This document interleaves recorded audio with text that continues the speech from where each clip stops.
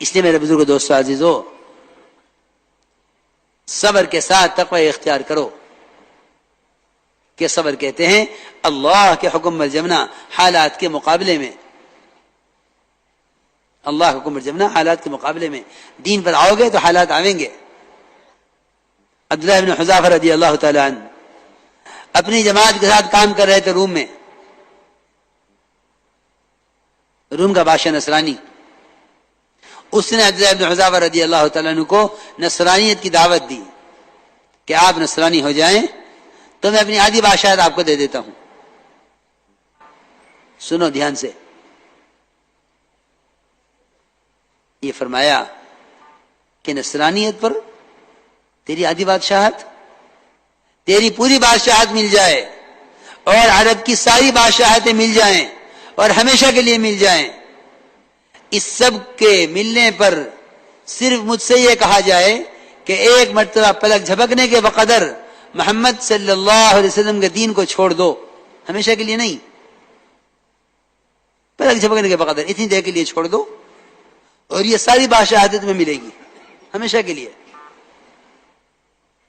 اتنی دیر کے لیے تو صرف محمد صلی اللہ علیہ وسلم کے دین کو چھوڑ دو۔ یہ فرمایا جواب میں کہ عرب کی ساری بادشاہتیں مل جائیں اور تیری پوری بادشاہت مل جائے، ہمیشہ کے لیے ملے، اور پلک جھپکنے کے بقدر محمد صلی اللہ علیہ وسلم کا دین چھوڑوں، یہ میں نہیں کر سکتا۔ میرے دوستو عزیزو، ہم نے تو سارے دین کو ضائع کیا ہے مصلحت کی بنیاد پر، کہ مصلحت ہے، مصلحت کی بنیاد پر۔ حضرت تھانوی رحمۃ اللہ علیہ فرماتے تھے کہ مصلحت کیا ہے؟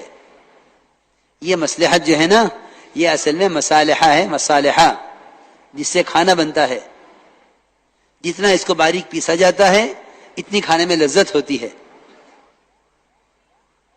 یہاں مصلحتوں کا خیال کرتے ہیں، دین کو ضائع کرتے ہیں مصلحت کے لیے، حالانکہ مسالے پیسنے کی چیز ہیں، کہ جو مصلحت تمہارے سامنے آئے اسے پیس ڈالو دین کے لیے،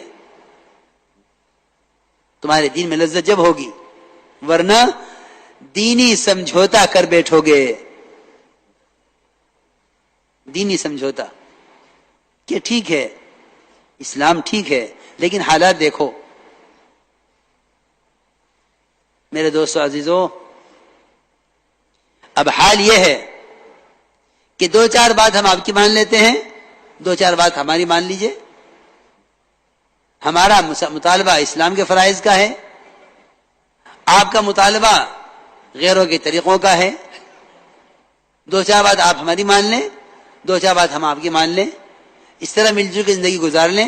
خدا کی قسم اس کو قرآن کی اصطلاح میں نفاق کہتے ہیں،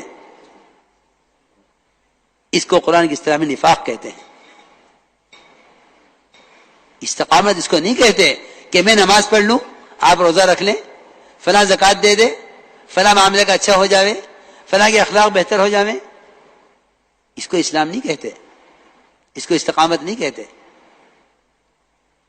ایک مسلمان اگر ساری دنیا اس کے ایک عمل کے مقابلے میں آ جاوے تو یہ اپنی جان گوا دینا اپنی سعادت سمجھے، لیکن دین پر آنچ نہ آنے دے، اس کو استقامت کہتے ہیں۔ ورنہ حالات کے مطابق چلنا، اس کو استقامت سمجھنا،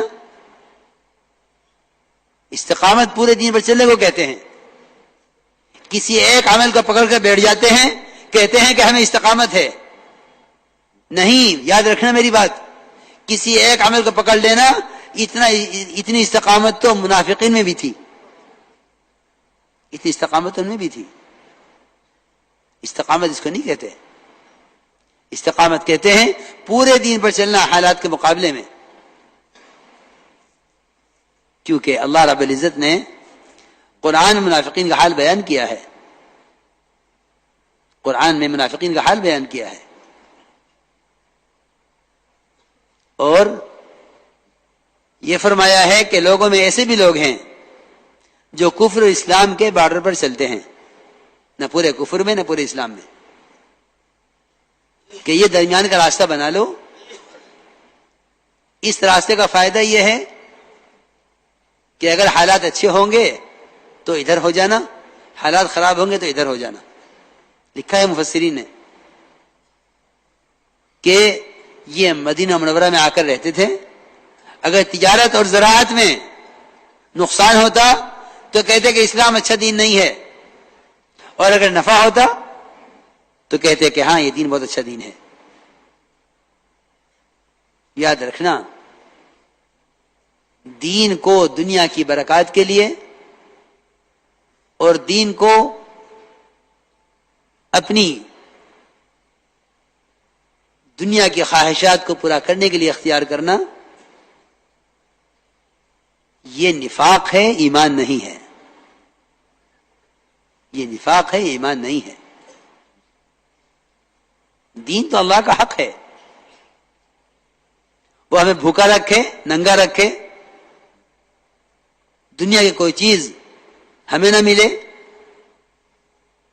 کہ حدیث میں آتا ہے کہ ایک شخص پیدائش سے لے کر بڑھاپے کی آخری عمر کو پہنچ جاوے اور سجدے میں پڑا رہے، وہ اللہ کی عبادت کو قیامت میں حقیر سمجھے گا.